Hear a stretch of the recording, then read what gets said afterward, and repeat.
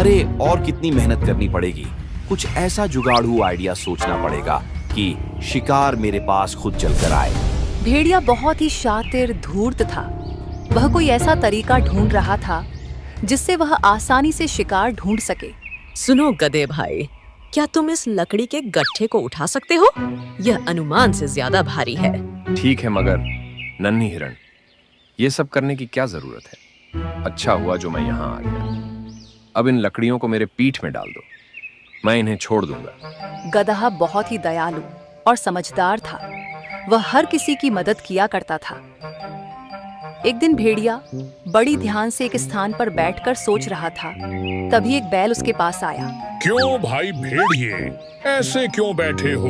बाबा बनने की सोच रहे हो क्या? यहाँ से चुपचाप खिसक ले, अभी कुछ गहरी बात पर विचार कर रहा हूँ। मर फिर यहीं, मुझे क्या लेना देना। तभी उसके दिमाग में एक उपाय आया। अरे वाह, इस बैल ने सारी प्रॉब्लम सॉल्व कर दी। अब मैं कल से इस जंगल में बाबा बनकर आऊंगा। अगले दिन मैं अब शांति प्रिय भेड़िया बन चुका हूँ। इस संसार से मेरा मोह उठ गया है बालक। पहले मैं नादान था, बेवजह यहाँ वहां घूमता रहता था और किसी भी जानवर की हत्या करके उसे खा जाता था। अब मुझे दिव्य ज्ञान मिल चुका है। जाओ जंगल में ऐलान कर दो, ज्ञान बाबा इस जंगल में अपना आशीर्वाद देने आए हैं। हिरण भेड़िए की बातों में फंस चुका था। वह सभी जानवरों तक ये बात फैला देता है कि भेड़िया अब ज्ञानी बाबा बन चुका है। हिरण की बात सुन के सभी भेड़िए के पास पहुंचे। और मैंने सुना है कि तुम बाबा बन गए हो। बाबा तो कभी शिकार नहीं करते, ऐसे में तुम क्या खाओगे? मैंने कब कहा कि मैं शिकार करूंगा बालक? मुझे मांस की अब कोई आवश्यकता नहीं है। मैं तो फल खाया करूंगा। तुमने बाबा बनने की शिक्षा कहाँ से ली? मैंने ध्यान किया बालक। उस ध्यान में मुझे प्रभु ने आशीर्वाद दिया और कहा कि मैं इस जंगल का कल्याण करूं। तभी एक खरगोश वहां पहुंचा और बोला, बाबा जी, कोई चमत्कार कीजिए। मेरे बच्चे के पेट में बहुत दर्द हो रहा है, उसका इलाज कीजिए। तुम चिंता मत करो बालिके, मैं अभी एक मंत्र फूंकता हूँ और तुम्हारा बच्चा ठीक हो जाएगा। हिम क्ली हूँ फट स्वाहा। अब जाओ देखो कि ठीक हुआ कि नहीं। खरगोश अपने बच्चे को चेक करके आता है। बाबा जी की जय हो। अद्भुत बाबा जी, मेरा बच्चा बिल्कुल ठीक है, उसका दर्द छू मंत्र हो गया है। अब सभी भेड़िए की चाल में फंस चुके थे। उन सभी को विश्वास हो चुका था कि भेड़िया बाबा बनकर चमत्कार करता है। अब भेड़िए की रोज सेवा होने लगी। तरह तरह के भोजन पकवान लाए जाने लगे। भेड़िए का दिन अच्छे से कटने लगा। मगर एक दिन रोज खाने के लिए मिलता तो जरूर है, मगर आखिर ठहरा मैं मांसाहारी जानवर, ये घास फूस कब तक खाऊंगा? वहीं दूसरी तरफ गदहा कुछ सोच रहा था। ये चमत्कार है या आंखों का धोखा? कुछ समझ नहीं आ रहा है। भला एक मांसाहारी जानवर बाबा बनकर शाकाहारी भोजन कर रहा है और सही रास्ते पर चलने की राह बता रहा है। जरूर दाल में कुछ काला है। एक दिन बच्चा जाओ और ऐलान करो कि बाबा सबसे कुछ जरूरी बात करने वाले हैं। भालू की बात सुन के सभी जानवर भेड़िया के पास पहुंचे। मेरी बात ध्यान से सुनो बच्चा।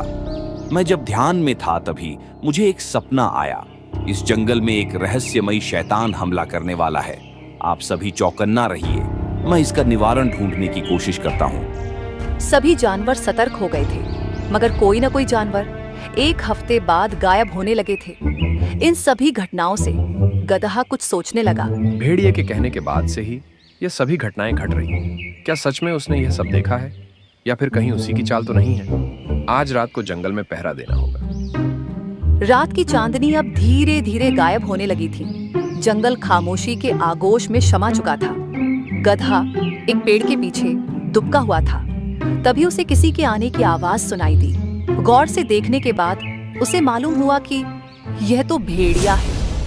अच्छा जी, दिन में बाबा और रात में शैतान, पीछा करना पड़ेगा। आखिर ये करता क्या है? अरे खरगोश, यहाँ क्या कर रहे हो? तुम्हें मालूम नहीं क्या आसपास शैतान घूम रहा है? इस रात के अंधेरे में मैं अपना रास्ता भूल गया हूँ बाबा जी, क्या आप मेरी मदद कर सकते हैं? अरे मेरे साथ चलो, मैं तुम्हें रास्ता बताता हूँ, मोक्ष का। और भेड़िया उसे झाड़ियों में ले गया। और उसका शिकार कर दिया। गधे ने सारी घटनाएं देख ली थी। अगले दिन बाबा जी, मेरे पति अभी तक घर नहीं पहुँचे। अपनी दिव्य शक्तियों का इस्तेमाल करके पता लगाएं कि वे कहाँ हैं। इसमें ध्यान लगाने की कोई जरूरत नहीं है। मैं बताता हूँ कि तुम्हारा पति कहाँ है।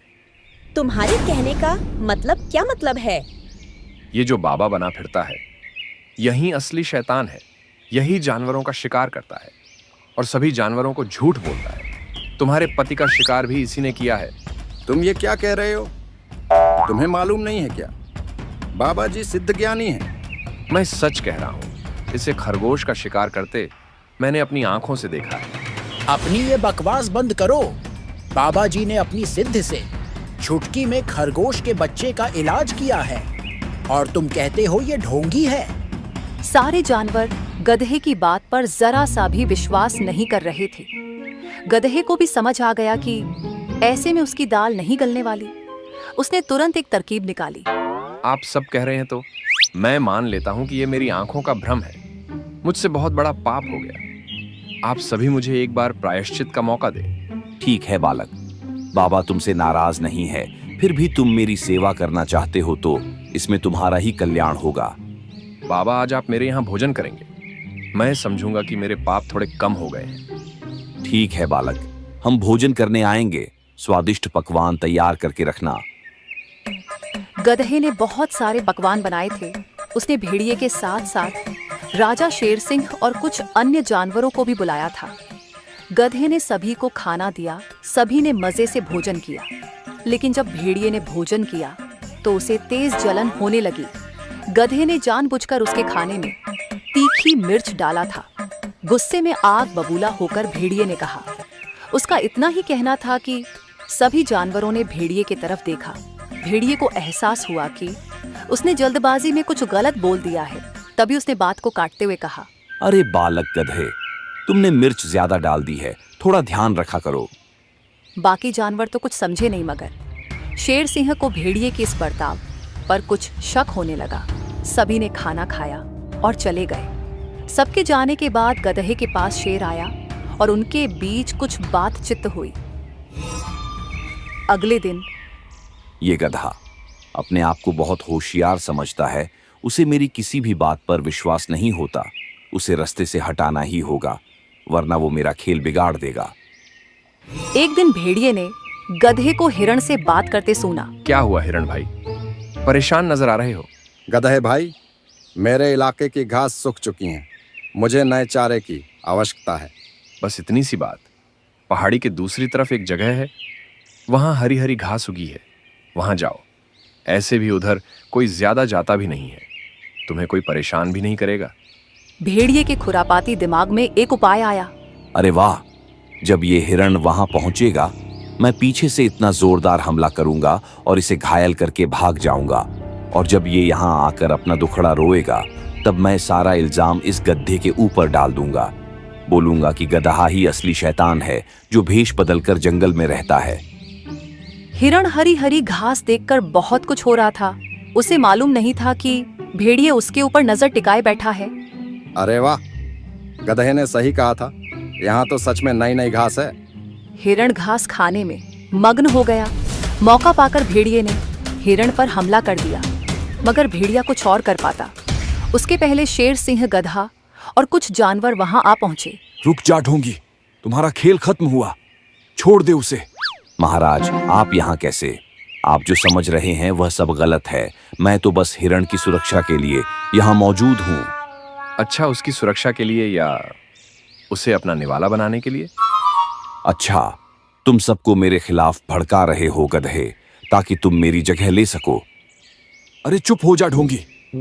और कितने झूठ बोलेगा? मीठी मीठी बातें कर सभी जानवरों को भ्रम में रखा और सबका शिकार करता रहा और इल्जाम उस शैतान पर डालता रहा जो दिखाई भी नहीं देता।